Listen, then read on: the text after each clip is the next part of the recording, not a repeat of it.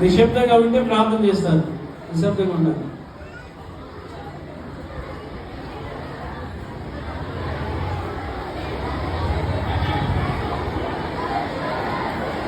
మాట్లాడకూడదు, నిశ్శబ్దంగా ఉండాలి.